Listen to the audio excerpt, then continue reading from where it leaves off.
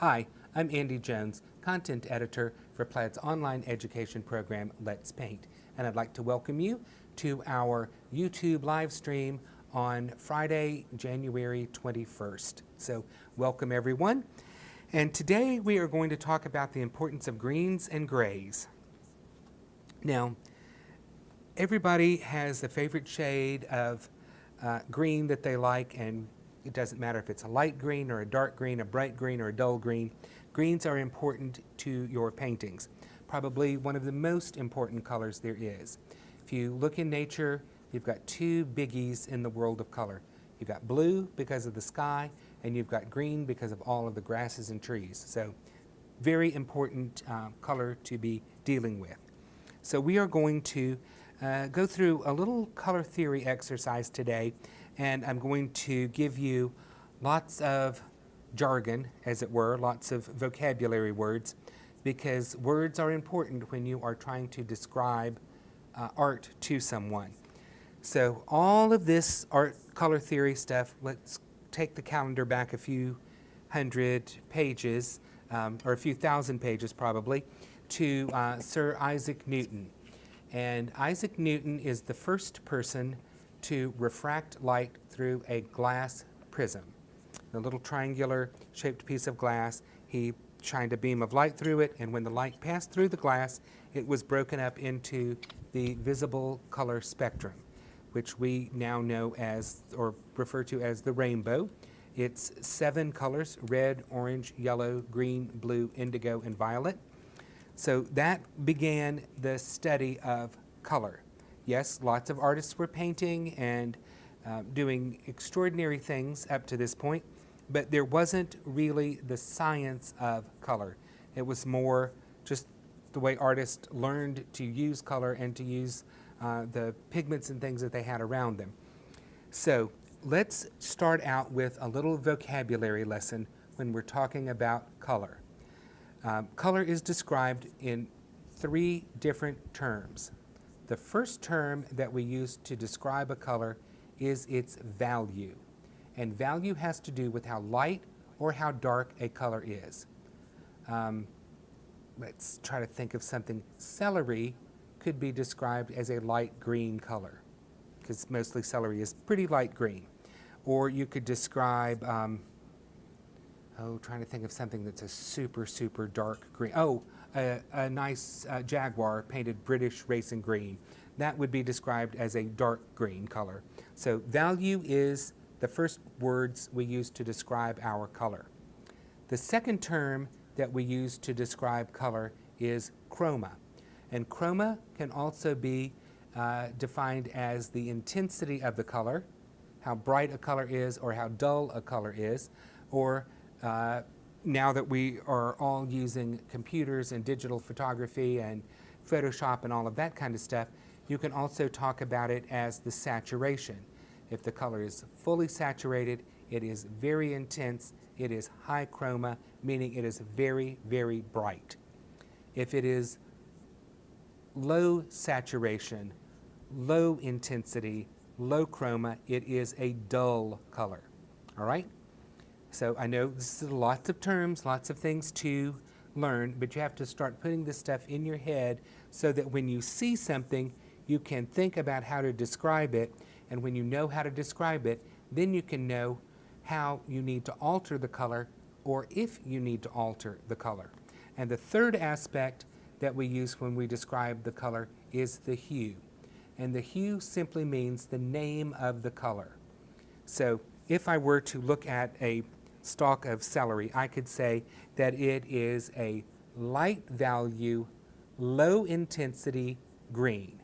So that tells you everything you need to know about what color I'm talking about. So value, chroma, and hue are the words that we use to describe color. Now, this was the theory, or the study of color theory started in 1672. But you have to remember, things changed slowly in those days. So you have to wait till you get to the early 1800s, around 1810, and then Goethe wrote a book called The Theory of Colors. So he is now starting to turn this information about color into a science. So then in 1839, a French chemist named Chevreul really put the pedal to the metal when it came to color theory and color science. He was a scientist and he worked for laboratories that made fabric dyes. He did a lot of other things too. He worked on ways to improve candle making, and he also made medical discoveries about diabetes and things like that. He was in fact so popular that his name is inscribed on the Eiffel Tower as one of 72 French scientists who were immortalized on the Eiffel Tower. Now, Chevreul's theories and principles are still very much in effect today. I'm sure many of you have seen the little picture on the internet that looks like there are two gray shapes, and one looks light and one looks dark. And then when you put your finger over the center of those, the two boxes are exactly the same color. Those are some of Chevreul's principles based on how value is affected by shape and the colors around it. So he had a big influence on all sorts of art and artists. He was very, very influential on the Impressionists, whose works all revolved around light and color and how light changes, or how color changes in various lights. And so he was very influential to them, and he was also quite influential to the pointillist George Seurat. So if you've seen pictures like this Sunday in the Park with George, you understand what pointillism is, and it's the effect of one color sitting next to the other color. They're not blended, but optically they blend. So that is some of what we are going to be dealing with today. Now, I have a piece of illustration board that I have marked off into a grid, and so you know it's serious because I've got a grid marked off. Had this just been a casual study of color, I wouldn't have made a grid for you, but we're going to do a serious color chart, and there's going to be lots of mixing and lots of talking about color. So we are going back, and I was telling Emily, who was here in the studio with me, that it always amuses me when the parent of a young child, usually around toddler age, when they're so proud that they'll say things like, "Oh, Susie knows her colors."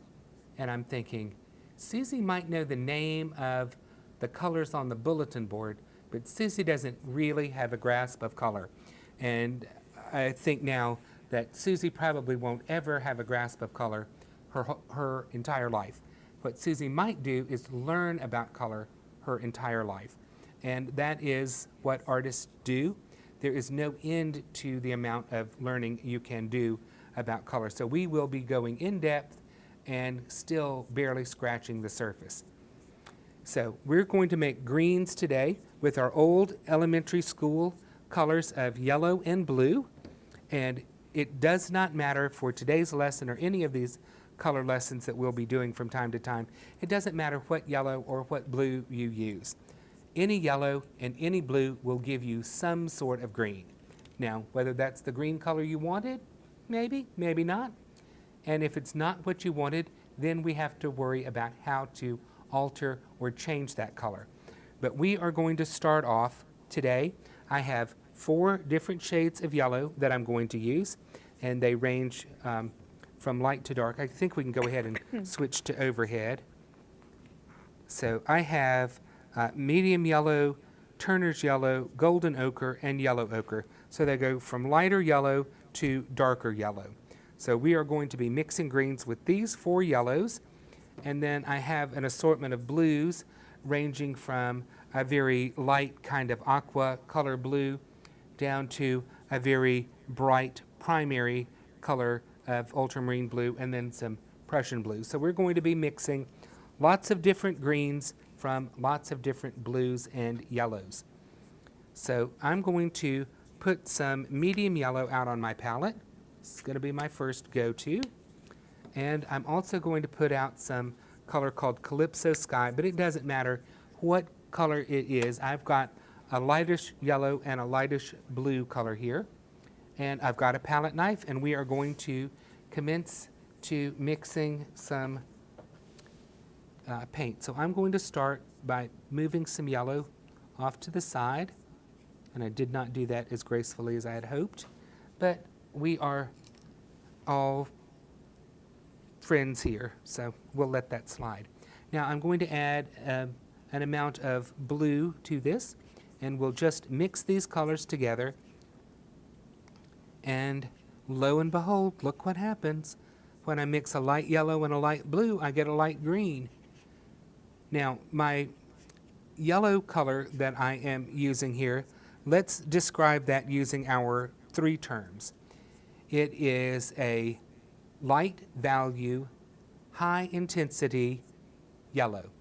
So that's what those 3 words describe my yellow. I also have a light value, high intensity blue.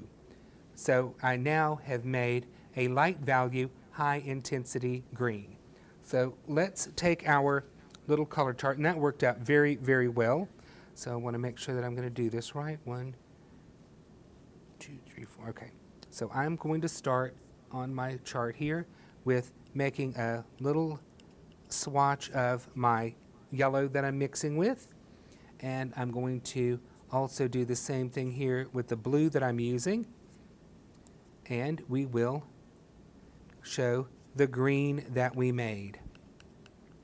All right. If you have more room on your color chart than I do, you might want to make a note of what color you are using for the blue and the yellow, and that we basically mixed a 1-to-1 ratio to get our green color. Now, let's talk for a moment about this green color.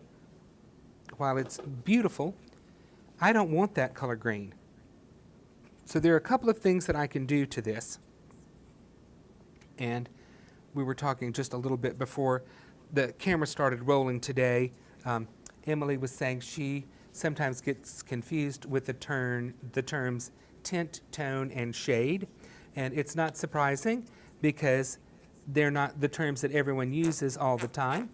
But I'm putting out some white on my palette, and I'm also going to put out some black. And I am going to show you what we call a tint of this green color. So I'm going to take some white, and I will add a little bit of my light value, high intensity green to some white. And when I do that, I am making a tint of my green. Anytime we add white to a color or a color to white, we are creating a tint. All right, so hopefully you all are keeping up with all of this jargon. Lots of balls in the air. Yes, Andy. Do we have questions? We do have a comment about your shirt. It says, wow, your shirt is matching the paints perfectly. Was this on purpose? Of course. The costume is always planned for the lesson. That's true. Andy does have wonderful fashion sense. These are just costume clothes. All right, so somebody asked me where I went shopping for clothes, and I'm usually like, I get it at Barnum and Bailey. All right, so the clown clothes. All right, so do we understand what a tint is? That it is any color that we've mixed with white?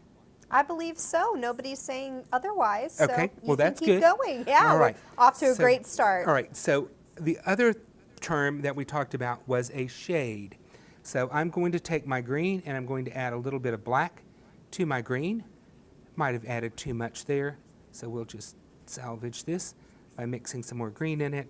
And what I have created here is what's going to sound like a very obvious sentence, but I've created a shade of green.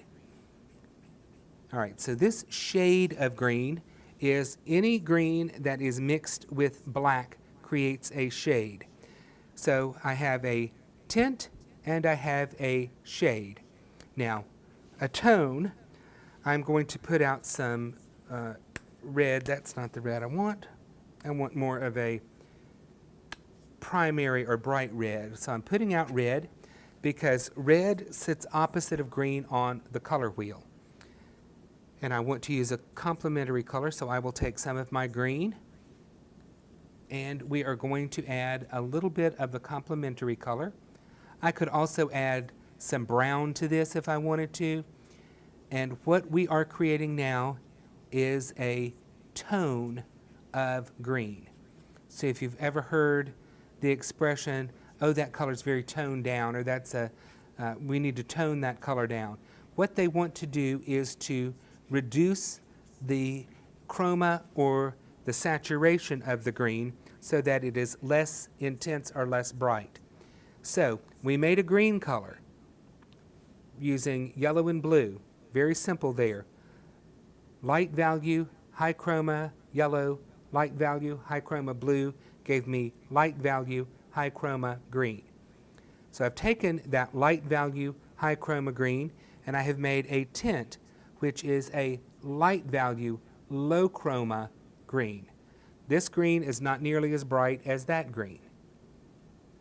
So then we took our light value, high chroma green, added black to it, and made a shade, which is a darker value, lower intensity green. And then we made a tone of that. So we took our green, we added some complementary color